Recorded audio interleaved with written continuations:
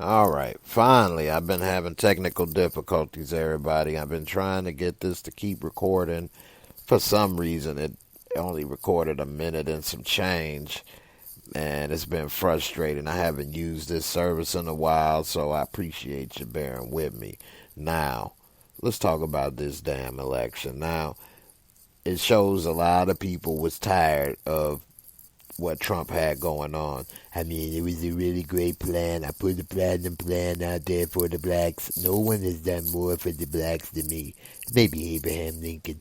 But besides old Abe, no one has done more for the blacks than me. Well, it turns out not only the blacks didn't feel what he was talking about, nobody else, for the most part, has either.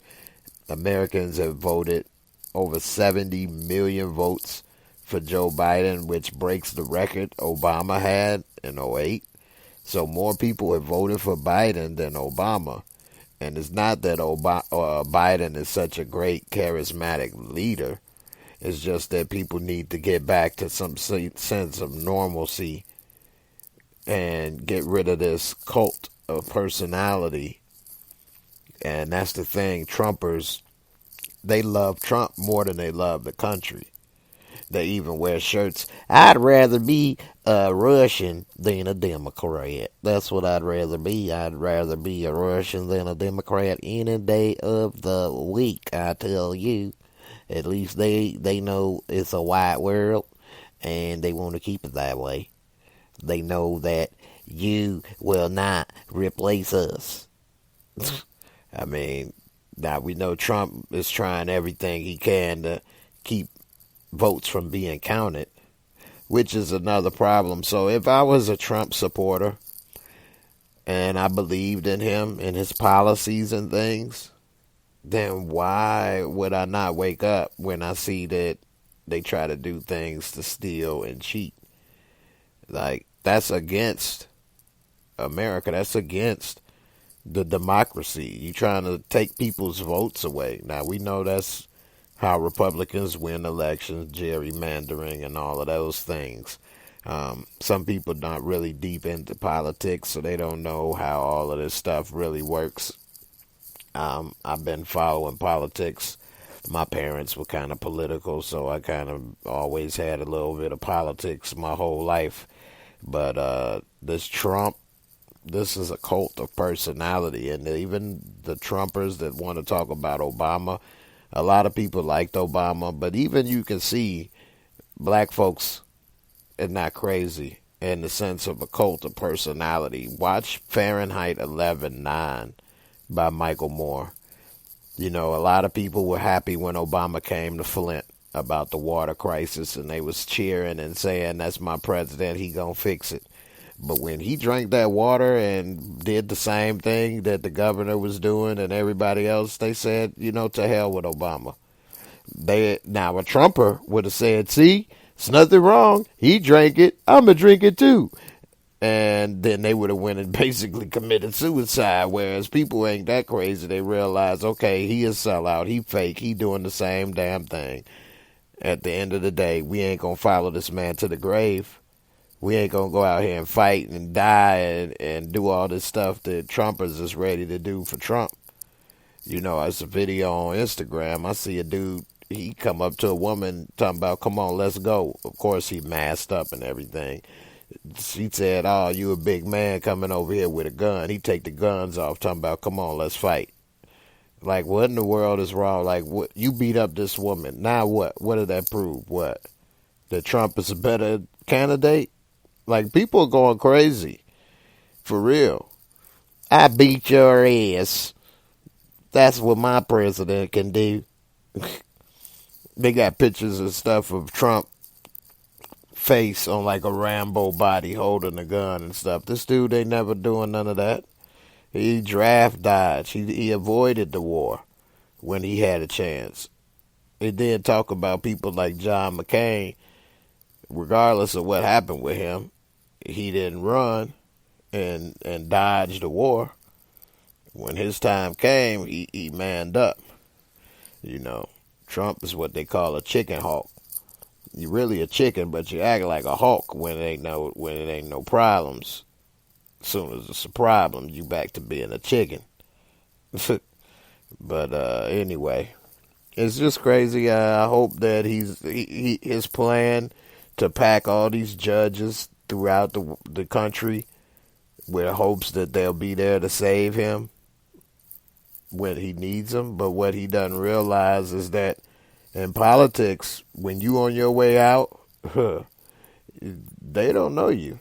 And he gonna have a hard time realizing once the writing is on the wall that he's done for, that these judges and stuff is gonna turn their backs on him because their jobs are secure. They're in their positions and ain't nothing he could do. And they know it. And with him going out, then they don't have to, bend to his will. Which is sad, like, for even people like Lindsey Graham, who I don't really, agree with at all. I'm surprised he got reelected in South Carolina, but then again, that is South Carolina. I never been there, but, if you know your history and Civil War and things. But anyway, Lindsey Graham was against Trump and saying things, and Trump said things about him, but once Trump was about to win, Lindsey Graham did a about face. This man that talked about him, his wife, all kind of stuff. And now you got to lick his boots and kiss his butt for 4 years just because he in power. And you worried that if you upset him and his base, those are the same voters that voted him in. So you don't want to mess that up because then you mess up your job. I mean, he kind of took over the Republican Party and they really destroyed it. They should have never been a rubber stamp for Trump. The rubber stamp for Trump destroyed the Republican Party because they have no backbone. Trumpism is the Republican Party. I mean, that is what they are. Trumpism. His sayings, his attitudes. You got Mitch McConnell with his little purple, bruised up, bloody hands. Like he been, the hands was all bloody from punching on the concrete. Oh, man, homie. My mind playing tricks on me. So, we'll see. But I just hope people and Trumpers get off his nards. One thing growing up, and as a young kid in Chicago, is that if you ever was jocking somebody too hard, they'll bring you down to earth and say, get off their nuts. Stop jocking them so hard. So, like, the way that they jock Trump, I could never do that for anybody. Like, I'm a man too, and he just another man. Like, I can't hold your nuts for you while you walk around and shit. Pull out your little wee to pee for you. Hold it. Okay, do you want to aim in the middle of the bowl or to the side, the rim shot? What would you like, Mr. Trump? I got you. I mean, it's crazy. It's embarrassing.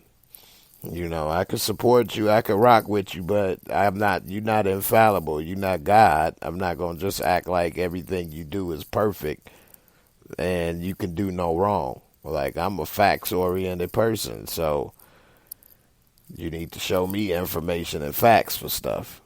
And based off of that information and facts, I make my decisions. I don't let people fast talk me. That's another thing growing up in Chicago. You got fast talkers everywhere. From the guy that's trying to, squeegee your window to, a salesman, door-to-door salesman to, school to thugs, drugs. I mean, everybody got some type of fast talking, some type of game to run. And if you ain't careful, you're going to get taken advantage of at left and right. So quick talking, fast talking people that say stuff that sound good but don't have proof don't mean nothing to me, And I think that's probably why Chicago and Illinois be the only Democratic city in the Midwest.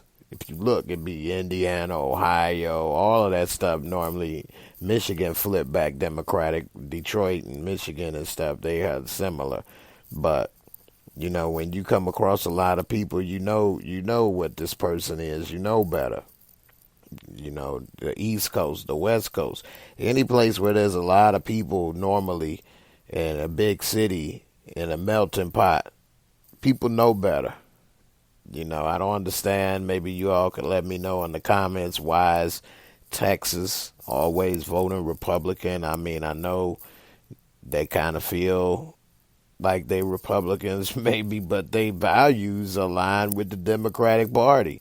I know they love the guns, and that's one thing that I have a problem with Democratic Party is gun reform. And I think that certain things shouldn't be on the ballot together. But, I mean, we got to work with what we have. We do need another party that doesn't have all this baggage that everybody has done. But at the same time, we have what we have. I mean, the Tea Party was able to get started, and it rose up to power for a little bit. They even got some seats in Congress. Maybe we can get another party going, the Labor Party of America. For everybody that works. This is for the working class of America. And, we get it going and make that money. Get a real party going for everybody. And get some real power and economic power. I got a platinum plan. Everybody's going to like it. When I usually take out my platinum plan, everybody goes, ooh, that's a platinum plan. And I say, yeah, I have done more for the blacks other than Abe Lincoln. More for the blacks than anyone else. Okay? That's what I do. So, we'll see how it works. I don't know how to get the call-ins right now. I can't remember how to do it. I'm trying to figure it out. I know that you guys can message me on Facebook, you're saying. And that's how you can chat with me directly while I'm live streaming. But I guess nobody's doing that at the moment. That's fine. I haven't done the podcast in a while, kind of bringing it back. And so we'll see how it works. But I hope you all enjoy it. I've been a little under the weather. I found out through my little investigation why I was sick. Because I keep a close-knit circle of people around and I don't really have too many differences. Turns out that somebody that comes a lot, I told them a couple weeks ago when they had told me they was going to take a flu shot. I said, no, don't do that. It normally make people sick. I didn't think much about it. But just so happened today, I was telling them how I wasn't feeling that good. And they said, yeah, me neither. I've been feeling sick ever since last week when I took the flu shot. I said, see, that's when I first started feeling sick was last week. I told somebody last week, I don't feel too good. I feel a little off. And then they was asking what was going on. I was telling them I could tell when my body is a little off. And so I said, I don't feel right. I feel a little off. And so now I know what. You over here getting the damn flu shot. You walking around with the live flu virus that came and infected me with the disease. Thanks. If I would have known that, I would have told you, don't come back over here for a while.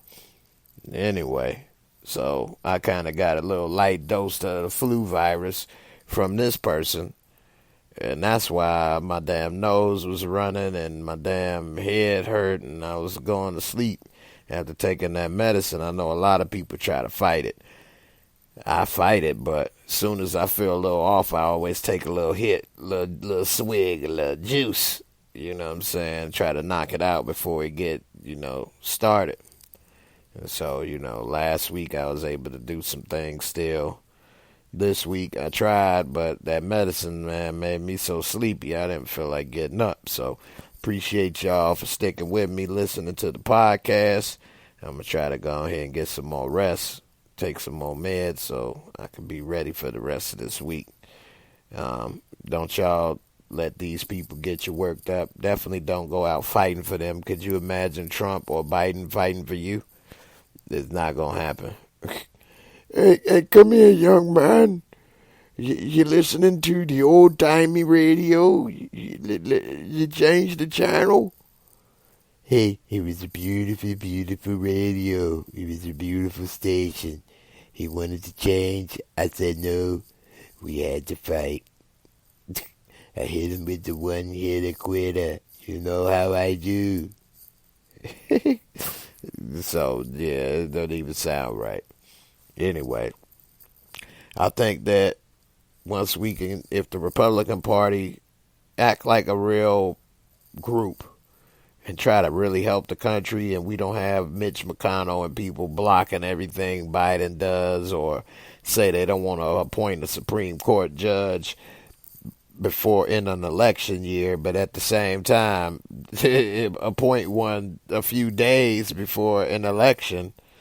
I mean, they just so many liars. It's crazy. Hypocrisy is actually can destroy the democracy because it makes people feel there's no point, there's no hope, and it discourages people from voting. So the best thing of all news is a lot of people voted. A lot of people still want to keep this thing going, and let's hope that we can get some, better days ahead. I know if you listen to prophecy and things, eventually things going to get worse, but all we could do is take one day at a time, and let's hope that each day gets better from now on. With that being said, I'm about to get up out of here. I wish I could have found a way for you guys to call in and chat. I'm going to have to look and see how this works again. I ain't used it in so long. I done forgot. But, anyway. Don't worry. It's not over. I'm going to sue. I'm going to sue everywhere that doesn't believe in me. So don't celebrate just yet, because I still have the power. And if I have the power, I'm going to use it, okay? So, with that being said, let's all just wait and see. Make sure Biden has more than enough electoral college votes so no matter what he try to say or do, it's a done deal. And hell, who knows in the future, maybe we can get rid of this electoral college stuff and just have one vote count, and that's it.